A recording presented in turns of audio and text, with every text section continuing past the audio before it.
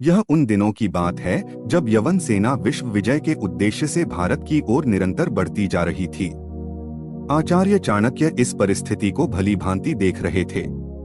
वह भारत को लूटते हुए नहीं देखना चाहते थे, इसलिए उन्होंने उस समय के शक्तिशाली और विस्तृत साम्राज्य के राजा धनानंद से मदद मांगने के लिए दरबार में उपस्थित हुए।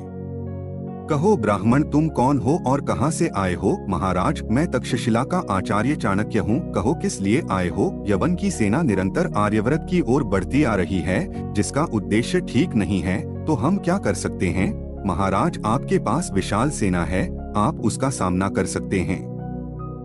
अगर उसे नहीं रोका गया तो आपका साम्राज्य भी नहीं बचेगा।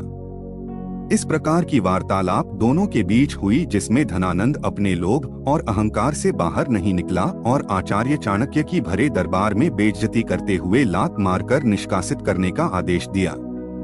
इस प्रहार से आचार्य जमीन पर गिरे और उनके शिखा खुल गई। उस खुली शिखा को दिखाते हुए उन्होंने भरी दरबार में संकल्प लिया, यह शिखा तब तक नहीं बांधूंगा जब तक मगध साम्राज्य की गद्दी पर कोई योग्य राजा न बैठा दूं।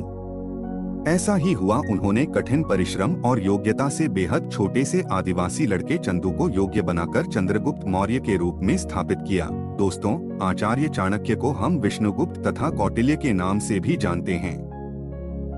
यह तक्षशिला के प्रधान अध्यापक तथा प्राचार्य भी रहे हैं। तक्षशिला उस समय की विश्व भर में शिक्षा केंद्र के रूप में विख्यात था। विदेश से विद्यार्थी यहाँ शिक्षा ग्रहण करने आते थे।